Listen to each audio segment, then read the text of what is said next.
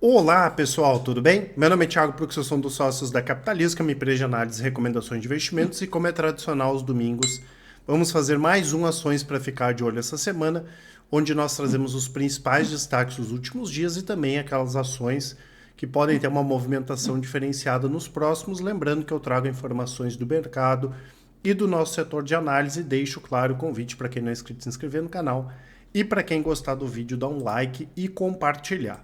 Vamos iniciar, né, pessoal, com os destaques aqui da última semana, que foi uma semana bastante movimentada, assim como vai ser essa.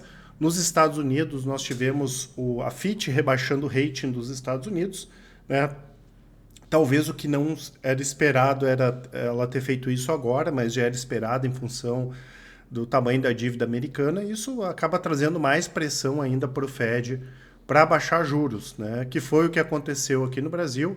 Nós tínhamos uma expectativa de que o Banco Central fosse cortar a Selic em 0,25 ponto percentual, acabou cortando em 0,5%, né? Tomando um caminho mais agressivo, mas que também já era dentro do esperado, levando em conta que a inflação está bastante acomodada, que a economia está crescendo pouco, e já praticamente chancelou mais uma queda de 0,5 ponto, né, na próxima reunião. Tá? Com isso, a Selic caiu em 13,25%, foi para 13,25%, e é o que a gente já vem comentando há algum tempo. Né? A questão não é saber exatamente quando vai ser cortado o juro, não. A tendência hoje aqui no Brasil é de queda aí na taxa de juros. Inclusive, eu fiz um vídeo na última semana falando sobre isso, né, e falando de alternativas de investimento. Né? O vídeo é queda da Selic e onde investir em agosto. Vale a pena dar uma olhadinha, falo de renda fixa, de fundos imobiliários e outras alternativas. Essa semana vai ser tão movimentada quanto a última, né? A gente vai ter quase 150 empresas divulgando resultados aqui no Brasil. Segunda-feira, só para vocês terem uma ideia, nós temos aí BB Seguridade, Itaú. Na terça-feira, 3R, Gerdau, Endi, TOTUS, Raia. Na quarta-feira, Equatorial, Banco BTG, Apivida, MRV, Minerva, Banco do Brasil. Na quinta-feira, Pets, Arezzo, Azul, Edux, B3, Ezetec, Via, Petro Recôncavo. Na sexta-feira, Energisa, Bradespar e diversas outras companhias que vão divulgar seus resultados. Em termos econômicos, nós temos aqui no Brasil a divulgação do IPCA, né, que a gente espera que venha próxima à estabilidade. Né? Nós tivemos algumas medições de IPCA e GPM trazendo deflação. A gente espera que venha de 0,05 até 0,15% aí o IPCA, mostrando essa clara tendência de acomodação da inflação. E nos Estados Unidos também, na quinta-feira, um número importante que é o CPI, que é o índice de preços ao consumidor, que a gente espera que venha mais fraco, aí também corroborando para o Fed indicar queda de juros esse ano ou no início de 2024. Na última semana, Ibovespa caiu 0,57, ainda assim no ano sobe 8,9, o IDIV subiu 0,41, índice de small caps 1,3, lembrando que o índice de small caps está devendo bastante em relação ao Ibovespa. O SP subiu 0,62, o SP em reais, né? O SP em dólar caiu, mas como o dólar subiu 2,77, o SP em reais subiu e fixo 1,11 de alta, e o Bitcoin voltou a subir aqui 0,7 de alta, trazendo a avaliação gráfica dos nossos analistas aí de médio prazo, aqui o gráfico semanal do Ibovespa. Seguimos em tendência de alta, nossa expectativa é que o Ibovespa alcance lá a casa dos 129, 130 mil pontos. É como a gente fala sempre, o gráfico não serve para adivinhar, né? A tendência hoje é de alta, pode cair, mas não tem como falar em baixa hoje. Tendência de médio e curto prazo do Ibovespa é de alta. Já o dólar, mais uma vez, né, fez que foi lá para baixo na casa dos 4,70, 4,50, e não conseguiu romper aqui a casa dos 4,79, 4,80. Pode ser que a gente tenha um movimento de recuperação lá para casa dos R$5. Ainda assim, a tendência, né, de médio e curto prazo do dólar é de baixa. E nós temos aqui o IVVB, que a gente poderia considerar o SP em reais, que segue com essa briga, né? O dólar caindo, as ações subindo lá fora. A gente tem uma lateralidade, mas também uma tendência de alta de médio prazo, apesar de estar mais lateral do que altista, né? Porque o preço que o IVVB fechou na última sexta-feira é o mesmo que fechou aqui em março do ano passado, né? Ainda assim, a tendência principal é uma tendência aqui de alta para as ações americanas em reais, tá? Temos aqui, né, pessoal, os principais destaques de alta e de baixa. Via caiu 12%, né? Expectativa de resultados ruins, tanto para Via quanto para Magalu, né? Inclusive a gente viu ali que Via vai divulgar essa semana. Tivemos aqui a Copasa, né, que divulgou um resultado bom, até o lucro subiu quase 40% no segundo trimestre, porém os custos subiram acima do esperado. E, na verdade, essa questão de redução de custos tinha sido um grande destaque da Copasa nos últimos trimestres. A Cielo, né, que também divulgou seus resultados. No geral, os resultados foram bons, mas a gente teve uma queda acima do esperado na base de clientes. A gente já comentou várias vezes sobre Cielo, a gente tinha dado uma recomendação de venda na Cielo em 2017, né? E nós tiramos restrição da Cielo no início do ano passado, tá? Não é um ativo que a gente acha dos mais interessantes para ter em carteira, a gente pode fazer alguma operação de curto prazo, mas levando em conta os níveis atuais de margem da empresa, que foi a nossa grande crítica lá em 2017, porque a gente não sabia até quando as margens iam cair, mas a margem atual permite que a Cielo pague bons dividendos, até porque é uma empresa que tem uma estrutura bastante enxuta, né? Temos aqui o Bradesco, né, pessoal? A gente também já fez alguns vídeos falando sobre o Bradesco.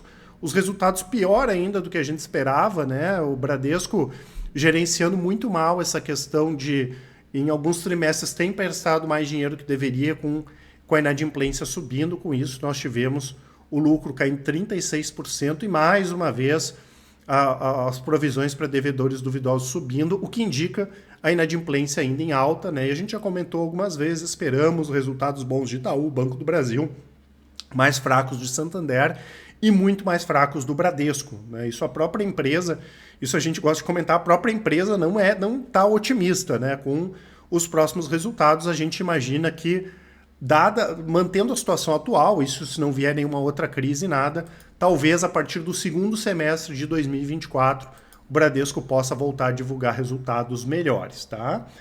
Tivemos aqui Sabesp também, caiu 6,05%. Nós tivemos mais alguns detalhes ali sobre a questão de privatização da empresa, mas ainda faltaram mais detalhes. Isso aqui acabou pesando, né? 6% de queda na última semana, tá? A Dexco aqui foi um dos principais destaques de alta, a ação subiu 19%, a antiga Duratex. Os resultados vieram fracos, né, dentro do esperado, destaque negativo aqui para a parte de metais e louças e destaque positivo para a parte de celulose, né, celulose solúvel, que é um mercado que tem um potencial gigantesco aí de crescimento. E o que acontece, né, pessoal? Poxa, mas teve empresa que divulgou resultado bom e a ação caiu, outras divulgaram resultado ruim e a ação subiu. Às vezes é questão de expectativa do mercado, né? E a Dexco, né, desculpa, vem fazendo um trabalho muito bom para redução de custos. Eles fecharam algumas plantas e aparentemente não tem muito mais para onde piorar, né? E o mercado acabou gostando dos resultados. A mesma coisa a Tenda, né? Quem nos acompanha há mais tempo sabe que a gente colocou ela como o patinho feio aí das empresas do Minha Casa Minha Vida, junto com Direcional, Cury, Plano e Plano, porque os resultados trimestrais, em função de problemas na parte de orçamento, né, a inflação subiu, eles não conseguiram repassar esses preços. O ano passado os resultados foram terríveis, no primeiro trimestre os resultados já começaram a melhorar e agora, né, a gente já viu ali a recuperação com força de Tenda, um dos principais destaques de alta aí do ano, e em 12 meses também, né, e nós tivemos um aumento da receita e também um aumento de preços, né, e principalmente a empresa voltando a gerar caixa. Essas empresas ligadas à Minha Casa Minha Vida aí devem performar bem, incluindo a Tenda. Simpar subiu 16%, né? A gente tem falado bastante da Simpar já de 6 meses para cá, principalmente porque a gente já vinha desde ali de janeiro, fevereiro, o juro futuro caindo. E a Simpar é uma empresa que, inclusive, esses dias eu comentei num vídeo também, ela não precisa nem melhorar em termos de receita, né? É só o juro cair. Em função do tamanho da alavancagem, ela vai dar um lucro gigantesco, né? Então a gente brinca que é uma mola comprimida, né? Então o juro caindo mais do que o esperado ainda e a possibilidade de cair mais, não é só a Simpar que vai se beneficiar, são várias outras empresas também, mas a Simpar é um exemplo de uma empresa que está muito bem operacionalmente e que o juro caindo ajuda bastante lá na última linha. Tivemos aqui Schultz, né? Subiu 14%. É uma small cap que a gente gosta, acompanha, né? A gente teve resultados ok, né? A gente ficou só um pouquinho decepcionado com a parte da divisão automotiva, que cresceu um pouco menos do que o esperado, mas a gente ficou bem impressionado também com a queda do endividamento da empresa, mesmo com alguns investimentos que a companhia tem feito. E Marco Polo, né, pessoal, que subiu 12%. A Marco Polo nós escolhemos em dezembro do ano passado como a nossa favorita para longo prazo e curto prazo. Em dezembro do ano passado tem relatório, a gente já, inclusive vai estar o relatório aqui na descrição do vídeo, porque ela tinha um caminho mais tranquilo de recuperação, né? Que era recuperar a receita, não tinha necessidade de investimento, a margem ia aumentar, a empresa ia ter bastante lucro, que é o que vem acontecendo. A receita subiu quase 20% no trimestre, né? E o lucro acabou subindo também. Foi um lucro de quase 141 milhões. O ano passado lucrou cerca de 27 milhões e a ação continua barata, né, pessoal? Ah, Thiago, mas já subiu bastante, ok, mas continua barata. E desde ali de dezembro, que a gente começou a falar mais fortemente da Marco Polo, as ações já subiram em torno de 180%. Essa aqui foi uma que a gente acertou na veia, porque às vezes a gente quer trazer alguns exemplos, né, que estão entre as nossas recomendações, às vezes funciona, às vezes não. Esse caso aqui da Marco Polo acabou funcionando bem. Antes de continuar, quero deixar 2 presentes, né? O primeiro é esse relatório da Marco Polo, tá? Inclusive a gente já vai atualizar. Aí é legal vocês baixarem, porque vocês já vão estar na nossa lista de e-mail. A gente vai atualizar o relatório nessa semana, e para quem baixou esse aqui a gente vai atualizar também, né? E também o cupom sem desgosto, né? Para quem quiser aproveitar a nossa promoção do Capitalismo Completo, hoje a assinatura mais completa do mercado com até 30% de desconto. Eu lembro que a Capitalismo tem as melhores recomendações pelos menores preços do mercado. Em termos de dividendo, aqui nós temos a Datacom, ou seja, para receber esses dividendos tem que dormir com as ações até o próximo dia útil. No caso aqui, dia 4 foi sexta-feira, né? Então quem dormiu com as ações do dia 4 do BTG para o dia 7, que vai ser segunda-feira, recebe esses dividendos aqui de 34 centavos. A mesma coisa Klabin, dividendos de Cielo aqui 7 centavos, Tegma também dia 8, Datacom, Vale dia 11, aqui no dia 21 Taurus, e lá no dia 22 Panvel. E claro, a gente vai ter várias empresas agora anunciando dividendos. Aqui a gente coloca só alguns. E quero também, né, comentar sobre a aprovação do programa de recompra de ações de BB Seguridade. Fantástico, né, pessoal? A gente tem que lembrar que tem algumas coisas que o investidor às vezes ignora, né, como essa questão de recompra de ações. Tá? Porque o nosso ganho tem a questão de recompra, tem a questão da valorização da ação, tem questão de dividendos, tudo importa, né? E se a BB Seguridade comprar o que está permitido, pelos próximos 18 meses, eles devem recomprar 9,5% das ações que estão em circulação. É muita coisa, ou seja, se eu tenho lá minha posição em BB Seguridade, essa recompra aqui vai aumentar minha posição em quase 10% sem eu fazer nada, vai receber mais dividendo, mesmo com o juro caindo, BB Seguridade vai continuar lucrando bem, né? Porque operacionalmente a empresa está bem, uma empresa enxuta, não tem 200 funcionários, vai distribuir muito dividendo, né? Então a gente continua aqui bastante tranquilo, né, com a questão aí da BB Seguridade, tá? Hoje nós vamos focar novamente mais nos resultados. Claro que não tem como comentar sobre todos, eu vou trazer alguns destaques positivos aqui ou negativos, né, falando a respeito dessas empresas. Começando aqui com 2 empresas estrangeiras, né? A gente gosta muito do pensamento global, olhar o mercado lá fora também. A Caterpillar trouxe resultados fantásticos, né? O lucro subiu 75% do ano passado no trimestre, né? E é impressionante a capacidade das empresas americanas de repassar preços, né? A gente viu agora nos últimos 1 ano e meio, 2, como as empresas brasileiras tiveram dificuldade para repassar o aumento da inflação. As empresas americanas não têm essa dificuldade, né? E a mesma coisa a gente viu na Amazon, que divulgou resultados bons, na Apple, que divulgou resultados um pouquinho mais fracos, no Google, e a gente vê em várias outras empresas que a gente acompanha também, tá? Então, resultados muito fortes, né? O lucro subindo 75% em relação ao ano passado, a receita subiu 22% e o lucro chegou a 2,6 bilhões de dólares no segundo trimestre. E Mercado Livre, né, pessoal? O Mercado Livre foi uma paulada o resultado, né? Mostrou porque a Amazon e o Mercado Livre estão nadando de braçadas aqui no mercado local e a dificuldade que empresas como Via, Magalu vão ter, porque o varejo físico acaba puxando, né? Esse varejo físico de eletrônicos, eletrodomésticos, não é um varejo que a gente entende que tem grande futuro, ninguém está dizendo que vai acabar, mas é difícil competir com empresas aí como o Mercado Livre. Receita subiu 57% e o lucro líquido 113%, chegando a 262 milhões de dólares. Tivemos melhora nas margens, né, o que é raro acontecer em todas as empresas de varejo. Tem muita empresa de varejo que tem mais receita, mas tem dificuldade de melhorar as margens. Não é o caso aqui de Mercado Livre. E, além disso, né, nós tivemos um bom desempenho do mercado pago e o mercado mexicano também performou bem. A gente espera que o Mercado Livre continue divulgando aí bons resultados. Pegando aqui as papeleiras, né, pessoal, como são carinhosamente conhecidas aqui, a Irani, Suzano e Klabin, eu fiz um vídeo, né, falando sobre a Irani na semana passada. A empresa divulgou resultados dentro do esperado, a gente teve um volume menor, a receita menor, porque nós tivemos parada de máquinas em Santa Catarina e Minas Gerais, então já era esperado, né, a receita menor, e o lucro subiu em função aí de créditos tributários, tá? Subiu 170% em relação ao ano passado.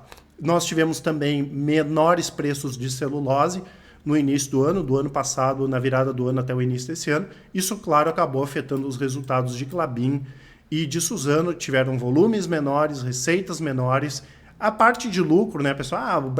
O Suzano foi 7 vezes mais, 5 vezes mais. A gente já comentou algumas vezes sobre essa questão, que esse tipo de balanço aqui é meio sujo, né? Porque tem hedge, tem muita coisa que é não contábil, né? Que não tem efeito caixa, mas que é questão contábil, né? Então, não dá para levar muito em consideração o lucro dessas empresas. A própria Klabin paga os dividendos aí em cima do EBITDA. Mas operacionalmente as empresas estão bem, o momento das empresas é bastante interessante e a gente espera nos próximos trimestres ter uma recuperação aí dos preços da celulose. São duas ações que ficaram para trás aqui, a Klabin e a Suzano, que a gente gosta bastante, e claro, a Irani também, que é outra empresa fantástica que vem melhorando bastante nos últimos anos.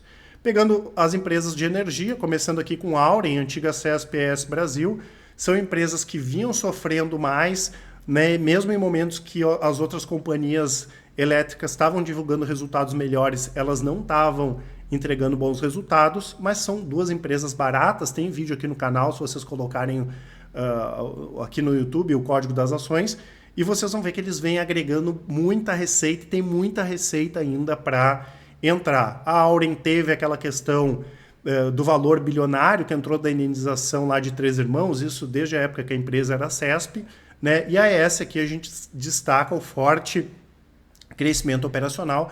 Nós tivemos 3 complexos eólicos aí que foram adquiridos em novembro do ano passado. A geração eólica subiu 116%, a geração hídrica quase 53%.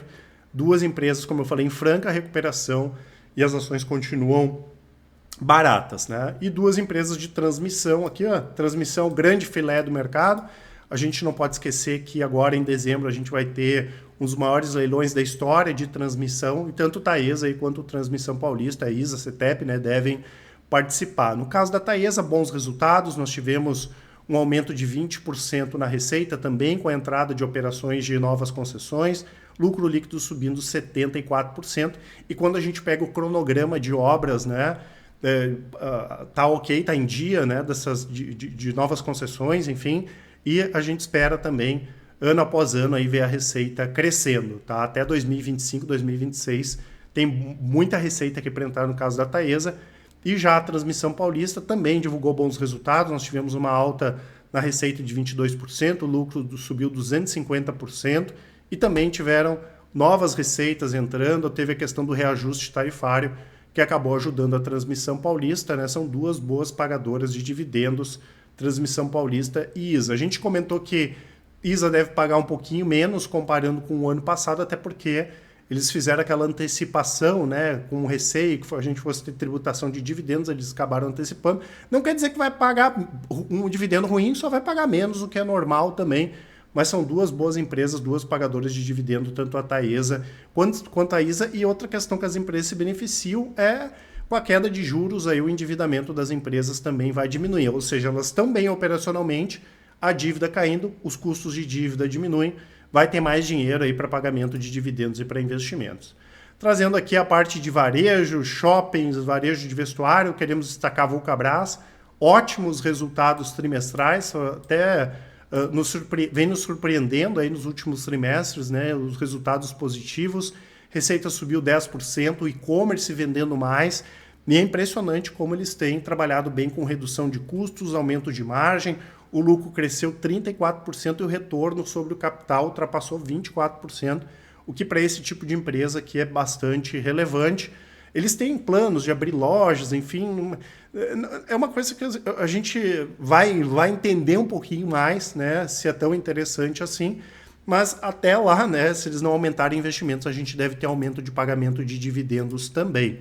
Renner divulgou resultados fracos, né? Como já era esperado, ninguém esperava que Renner ia divulgar ótimos resultados, mas vieram até melhores aí do que a gente esperava. A receita caiu 6%, as vendas online subiu 7%, que é o destaque positivo, mas o que acabou, mais uma vez, né, pegando lá na última linha, foi a parte do financeiro, né, que é a Realize. Tá? O segmento de financeiro da Renner não foi bom, teve perdas de 54 milhões, né, em função de pagamentos em atraso. Isso acabou puxando o lucro para baixo, mas é o que a gente fala, né? A Renner é uma empresa tão boa que mesmo em épocas tão complicadas, nem assim a Renner dá prejuízo, tá? Mas é uma ação que caiu bastante, está devendo aí, né? Principalmente nessa parte de e-commerce, né? É uma crítica que a gente faz já há algum tempo e depois da pandemia ficou um pouco mais escancarado. E as empresas de shopping, né, pessoal, que pelo contrário o setor está voando, está recuperando muito forte.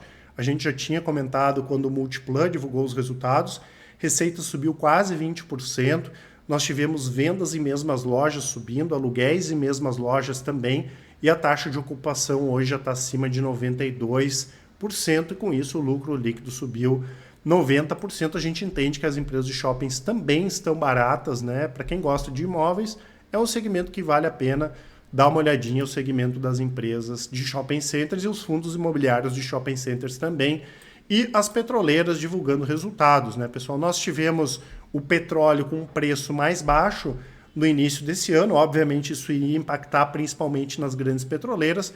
A gente viu resultados lá fora, né, ExxonMobil e outras empresas também divulgando resultados mais fracos, o que é normal, até porque também a base de comparação é bastante elevada, né? E a gente já comentou algumas vezes também, tem vídeo no canal falando dessa questão de petro. A gente prefere as grandes petroleiras estrangeiras. Não dá para comparar Petro com Prio, é outra história, né? Se for falar de Prio, a gente vai falar de Petro Recôncavo, mesmo Prio sendo maior, ou de 3R, mas em relação a grandes petroleiras, a gente prefere as petroleiras lá de fora, tá? A Petrobras divulgou resultados também, como era esperado, fracos, né? A receita caiu 33%, o lucro subiu 36%, e só o destaque negativo, né, dentro de um balanço que veio fraco, mas que era esperado, foi a geração de caixa caindo acima do esperado, porque os custos aumentaram, tá? Inclusive o endividamento da empresa aumentou, isso aqui acabou nos pegando um pouquinho de surpresa, tá? Eles anunciaram pagamento de dividendos, eles vão pagar parcelado em 2 vezes, né? O primeiro pagamento vai ser no dia 21 de novembro, o segundo dia 15 de dezembro, e a data com é do dia 21 de agosto, ou seja, vai receber os dividendos quem dormir com as ações do dia 21 para o dia 22. E em relação a dividendos, que a gente recebe perguntas diariamente, tem vídeo aqui no canal. Obviamente, Petrobras não tem como manter um yield de 40%, que é o que vem acontecendo até esse ano, nem um yield de 20%, né? A gente imagina que esse ano, pode, né, continuar batendo aí na casa de 20%. No ano que vem já deve cair mais, ali próximo a 10%, 12%, mas dependendo, né, da quantidade de investimentos, dependendo se o petróleo vai cair ou não, a gente tem uma expectativa positiva com o petróleo, pode ser que volte a ficar em um dígito o pagamento de dividendos. Mas é insustentável, tá, pessoal? Yield de 20%, 40%, eventualmente pode acontecer, mas não tem nenhuma empresa que vai ficar pagando yield de 20% aí todos os anos, tá? E PetroRio, né, que claro, é outra dinâmica, né? Divulgou resultados muito positivos, até melhor aí do que a gente esperava. A produção recorde, né? Tanto Frade quanto Albacora Leste bombando, né, em termos de produção, custo de produção derretendo. É uma empresa que vem ano após ano aí fazendo o custo de produção cair, e o lucro com uma alta aqui de 32%, resultados muito bons aqui de PetroRio. Como sempre, pessoal, vou deixar aqui na descrição do vídeo o nosso site, que tem as nossas assinaturas e os resultados aqui das nossas recomendações, tanto para quem gosta de recomendações de longo prazo, que com 10 minutos por mês vocês conseguem acompanhar, E as nossas estratégias de curto e médio prazo, que com 10 minutos por dia vocês conseguem acompanhar, tem os resultados de tudo. Ah, quero ver a carteira Micro e Small Caps, é só clicar lá, vai ter os resultados certinho. E eu lembro, né, pessoal, que tudo feito de maneira independente, transparente, com resultados comprovados, melhores resultados e o melhor atendimento do mercado. Por isso, em caso de dúvidas, manda um e-mail para a gente, contato@capitalismo.com.br. Quem preferir pode nos chamar no WhatsApp. É só já deixar um áudio lá, uma mensagem que com certeza o pessoal do atendimento vai auxiliar vocês. Um grande abraço, uma ótima semana e ótimos investimentos. Até mais!